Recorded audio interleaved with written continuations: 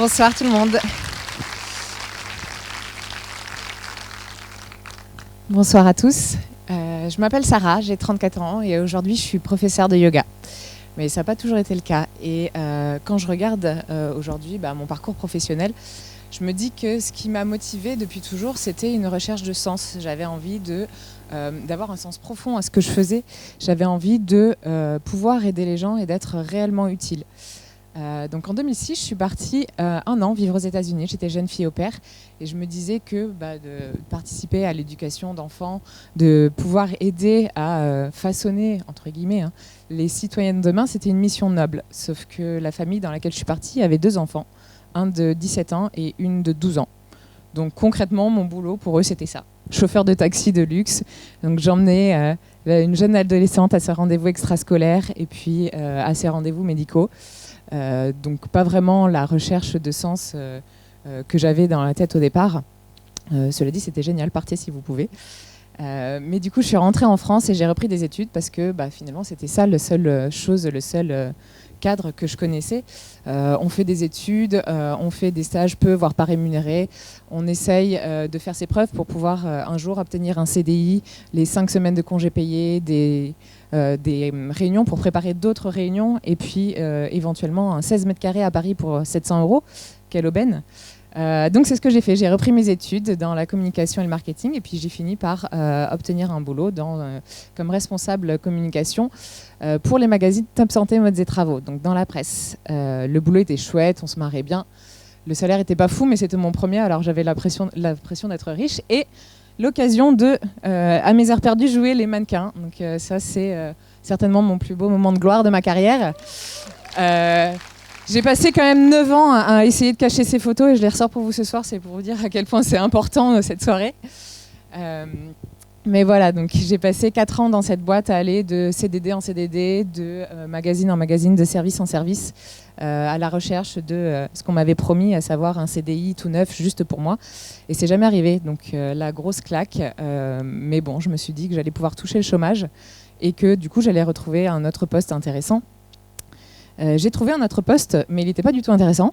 J'ai passé 4 mois dans un camion à Boulogne à initier les gens au paiement mobile. Et clairement, à ce moment-là, c'est vraiment le moment où je m'étais le plus loin de quoi que ce soit qui ait du sens pour moi.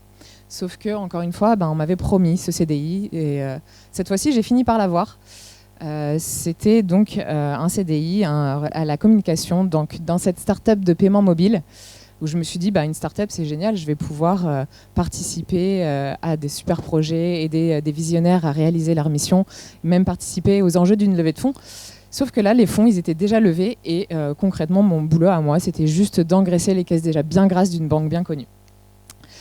Donc voilà, j'avais pas forcément pour ambition de partir en mission humanitaire, mais j'avais quand même j'avais envie d'un peu plus que d'être juste une employée anonyme pour une société avec laquelle je ne partageais aucune valeur. Sauf que on nous a pas trop appris à sortir des sentiers battus, mais juste à avoir peur de ce qui n'était pas la norme. Donc j'étais un peu terrifiée de ne pas pouvoir payer ma facture, de ne pas pouvoir payer mon loyer, de ne pas pouvoir gagner ma vie en faisant quelque chose que j'aime. Et puis finalement, la vie, les occasions ont fait qu'on est venu vivre à Toulouse avec mon mari en Aquitaine. Et à ce moment-là, surtout, j'ai pu toucher le Graal de la reconversion, à savoir le chômage. Le chômage, c'est ce qui m'a permis de pouvoir prendre un peu de temps pour réfléchir à ce que je voulais vraiment, parce que concrètement, quand on vous dit que vous pouvez faire tout ce que vous voulez, de quoi vous avez envie ? Ça, c'était la grande question. Donc, j'ai passé des semaines, des mois à essayer de savoir ce que je voulais faire, à avoir plein d'idées. Tous les jours, une nouvelle idée de reconversion, tous les jours, un nouveau projet. Sauf que concrètement, j'avançais pas parce que j'étais terrorisée. Le syndrome de l'imposteur, que peut-être vous connaissez aussi, parce que j'arrêtais pas de me demander je suis qui pour vouloir changer de voie, pour vouloir faire quelque chose que j'ai jamais fait avant, quelque chose pour lequel j'ai pas forcément de compétences, si ce n'est mon intérêt personnel. Donc, j'étais complètement bloquée. Et puis, au bout de 8 mois, à me poser des questions, à pas avancer du tout concrètement, mon mari m'a dit, franchement, on s'en fout de ce que tu choisis, juste choisis un sujet, choisis un thème, une formation, et puis lance-toi. Si ça marche, très bien. Si ça marche pas, tant pis, tu recommenceras, tu feras autre chose. Et je me suis dit que c'était pas con comme conseil, de juste essayer. Donc 2 jours après, je prenais mes billets pour partir en Inde, faire une formation de professeur de yoga d'1 mois. Et puis là-bas, finalement, je me sens très vite à ma place. Et tout ce que j'apprends a énormément de sens pour moi. À tel point qu'au bout de 2 semaines, je suis déjà en train d'envoyer des mails pour commencer à travailler avec des studios en tout temps. Et je me dis aujourd'hui que quand on est aligné avec nos valeurs, avec nos envies, avec nos actions surtout, les choses se déroulent plutôt facilement en général. Et donc je commençais à enseigner 1 mois après mon retour en France. 6 mois plus tard, mon emploi du temps était plein. Et puis moins d'1 an après le début de ma reconversion, je gagnais mieux ma vie que quand j'étais employée à Paris.